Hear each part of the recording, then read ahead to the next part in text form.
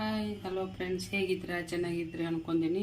ಈಗ ನಾನು ಮಾಡೋದು ಎಗ್ ಪಕೋಡ ಮಾಡಲು ಚೆನ್ನಾಗಿ ಸಣ್ಣಗೆ ಕಟ್ ಮಾಡಿದ್ದು ಈರುಳ್ಳಿ, ಆಮೇಲೆ ಕೊತ್ತಂಬರಿ, ಆಮೇಲೆ ಕಡಲೆ ಹಿಟ್ಟು, ಆಮೇಲೆ ಅರಿಶಿನ ಪುಡಿ, ಉಪ್ಪು, ಖಾರ ಪುಡಿ, ಆಮೇಲೆ ಕಾರ್ನ್ಫ್ಲವರ್.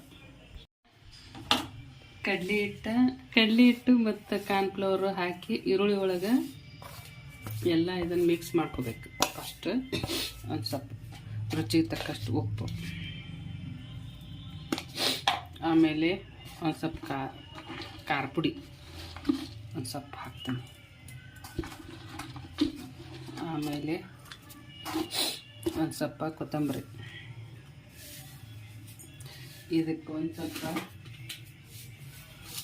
ಕಾರ್ನ್ಫ್ಲವರ್ ಹಾಕ್ತೀನಿ.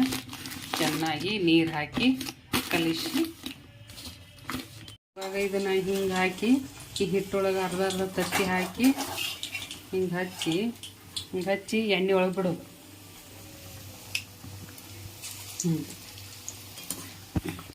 ನೋಡಿ ಫ್ರೆಂಡ್ಸ, ಎಗ್ ಪಕೋಡ ಮಾಡೀನಿ. ನೀವು ಮಾಡಿ ನೋಡಿ ಎಷ್ಟು ಕ್ರಿಸ್ಪಿಯಾಗಿ ಬಂದಿದೆ ನೋಡಿ ಮುರಿದು ತೋರಿಸ್ತೀನಿ. ಆಮೇಲೆ ಲೈಕ್ ಮಾಡಿ, ಸಬ್ಸ್ಕ್ರೈಬ್ ಮಾಡಿ, ಬೆಲ್ ಬಟನ್ ಕ್ಲಿಕ್ ಮಾಡಿ, ನಿಮ್ಮ ಫ್ರೆಂಡ್ಸಿಗೆಲ್ಲ ಶೇರ್ ಮಾಡಿ, ಸಪೋರ್ಟ್ ಮಾಡಿ.